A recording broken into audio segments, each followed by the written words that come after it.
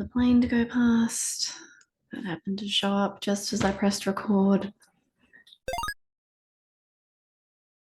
Hey legends, this is I Am Manifestation. I'm your conscious manifestation coach, Cerise, and I help you get out of your own way so you can manifest your version of an awesome fucking life. Anything that you need to know in terms of coaching, email coaching, video coaching, freebies, any of my products and services, my Spotify playlist, all the things down in the description box below. Be sure to also like, share, and subscribe because that will help me help as many people as possible, because my mission is to help as many people learn to manifest their version of an awesome fucking life. I'm a little rusty. I don't know my spiel off the top of my head anymore, but it's okay. So in today's video, I wanted to talk about how it's not necessary for you to believe that you already have the thing you want in order to consciously manifest it into your life.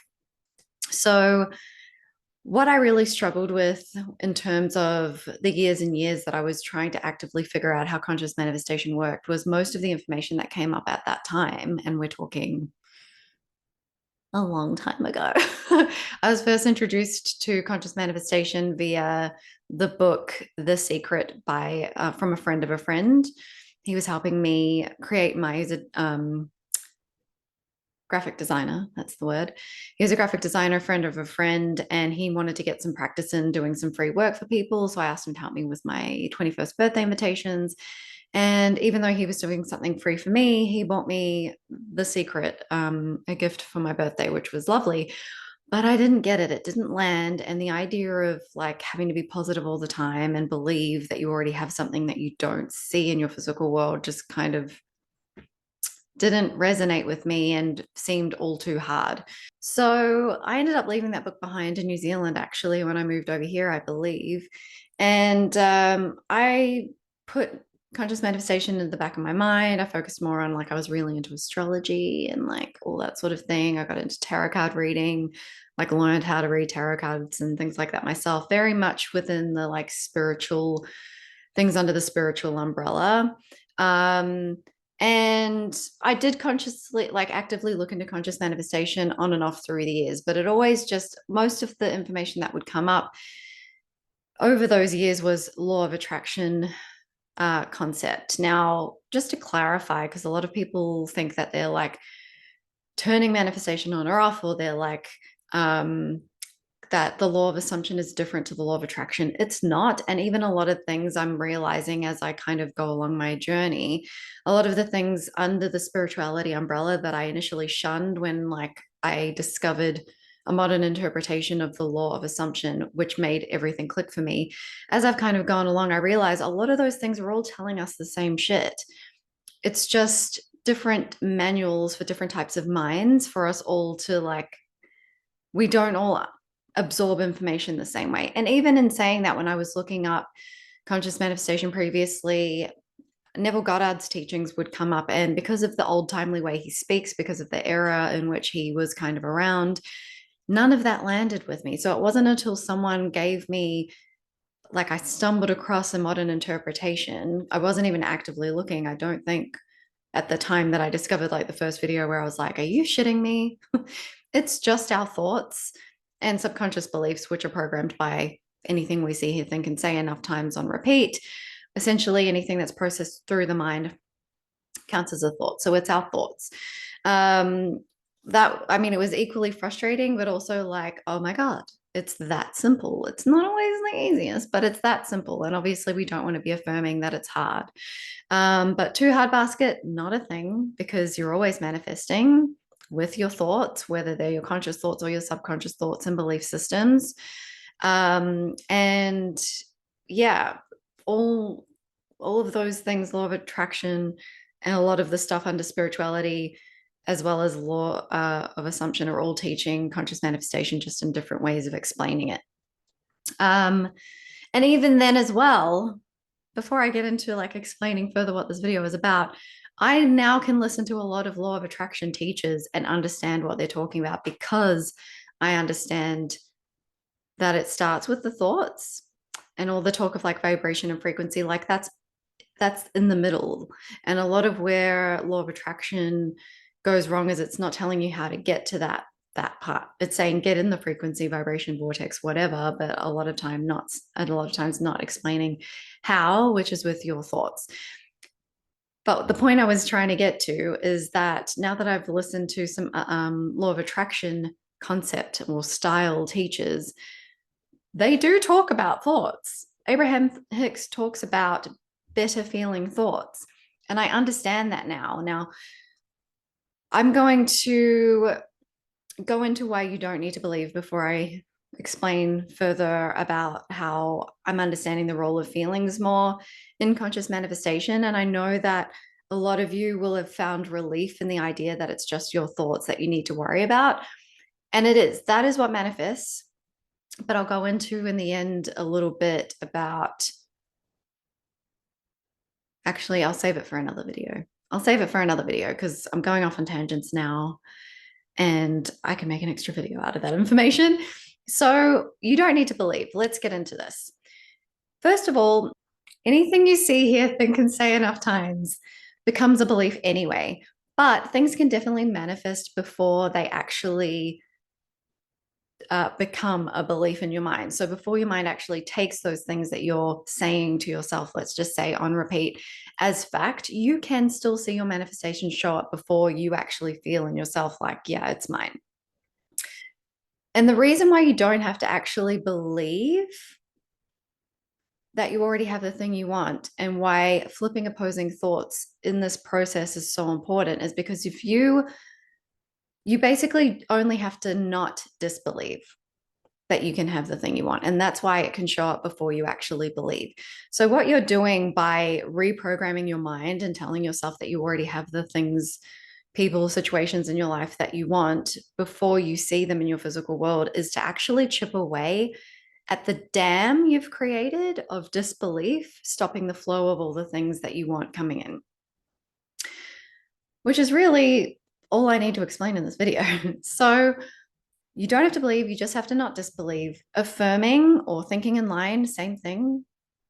Every thought is essentially an affirmation, and every thought that you linger on long enough will manifest. So you don't have to worry about thinking one thing that opposes your manifestation. Don't stress about that. It's human nature to see the negative initially because that helped us as a species survive for this long. So don't panic. It's the panicking about having one opposing thought that's going to actually create more of an issue for you.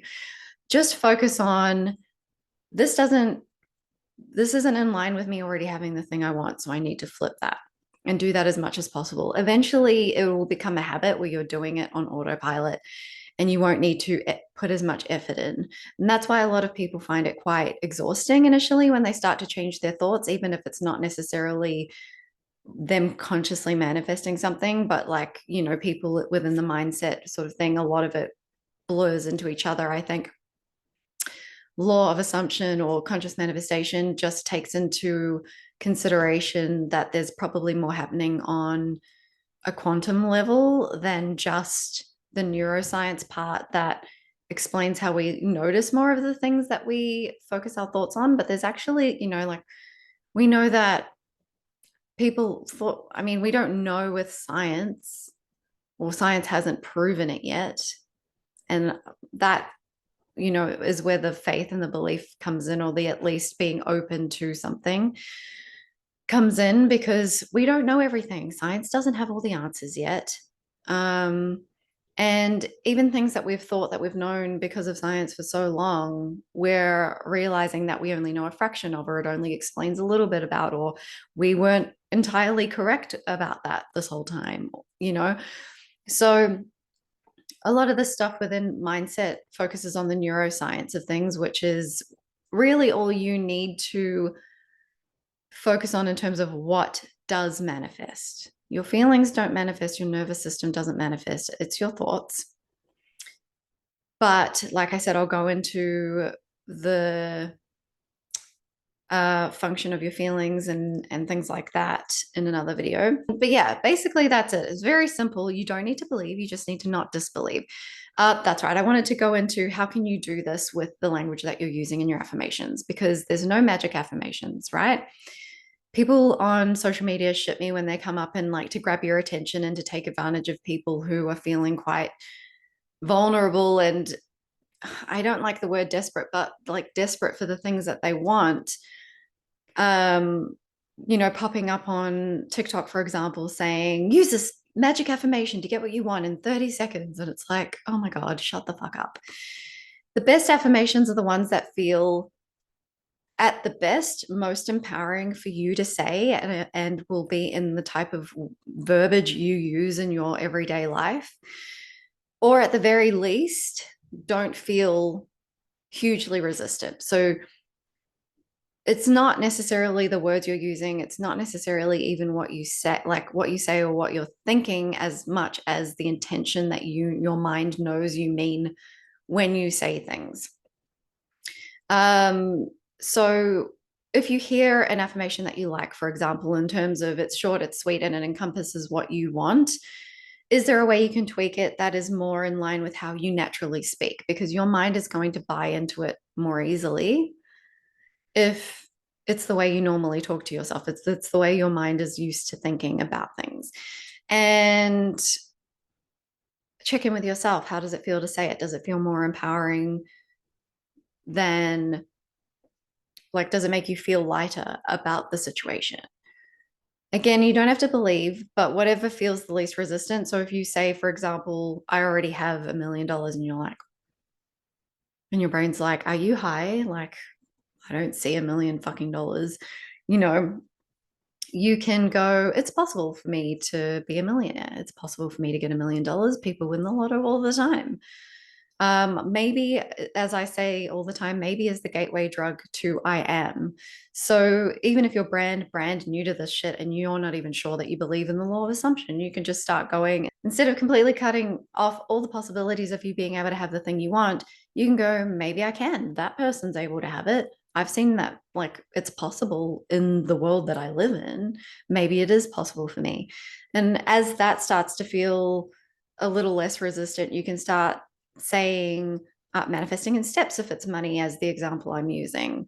Money, I don't like to say I make a certain amount of money. I like to say that I'm in possession of things or money. Or I came into possession of those things, because that means that it opens up all the possible ways it could come into your possession. If you say you make a certain amount of money, it can, like, you're only really affirming to yourself that you're narrowing down the possibilities of how that money can come to you to you making it from working. And obviously we'd all love to work less and make more money. So yeah, it's just not closing, like creating that dam in the way of your manifestation. Like, let's say there's a dam, that's that you manifest the dam here, sorry, your manifestation's here and it's wanting to get through, but you keep opposing it with your opposing thoughts or your disbelief. And as you think in line and flip opposing thoughts, you're removing bricks from that dam. And eventually, and this is probably why it seems like it all flows through at once, eventually you remove enough of the disbelief for everything to start flowing in all at once. And a lot of my clients say that they're like, just when I wanted to give up, I didn't, even though I was feeling like, fuck this shit, I don't think I believe this. And everything came in, and it all came in at once. Like, an example, as an example, using love, because a lot of you are here for that reason. There might be, I don't like making content around 3Ps, because really you just shouldn't focus on them. They're only there because you're focusing on them as much as you are. But, removing a third party, getting contact from SP, and some other thing, like, all happening at once kind of thing is the typical, it's not the typical scenario, but it's the typical idea of like how it all happens. They were just about to give up. They were like, I don't even know if I want this thing, situation, or person anymore, but they kept affirming anyway. And then all the things that they thought were getting in the way of their manifestation disappeared, and all the things that they wanted appeared. And in some cases, one of my clients recently was like, third party disappeared, and it was like they never even existed. And we don't want to be affirming that they never even existed, because we can't assume the logic we can't assume that manifestation is happening in a logical way. It doesn't happen in a logical way. Often when what you think the logical link to your manifestation is not.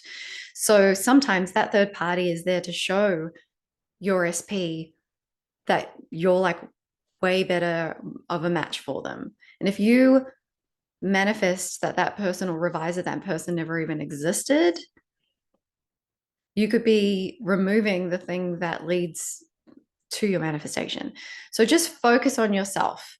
Remove your focus from anything that's not in line with you having the thing you want, and those things will naturally fall away in a seemingly logical way when you look back at the path that led to you getting the thing you want. But in terms of believing, because I have ended up going off on a tangent anyway, you don't have to believe, you just have to not disbelieve. So just focus on keeping your thoughts in line and flipping the opposing thoughts, and don't keep checking in with yourself. I don't feel like it's mine yet, so therefore I'm not going to be able to get it, because all that's doing is creating more of a dam between you and your manifestations. I think that's really all I needed to say, and more, because I can't help myself. I want to say, I have so many ideas in my mind of what I want to talk to you guys about at once. So I'm going to wrap it up there. Again, anything you need to know about my products and services, etc., are below. Like, share, and subscribe. It'll help me reach as many people as possible. And you're a fucking legend. Don't you ever forget it. Until next time, have a good one.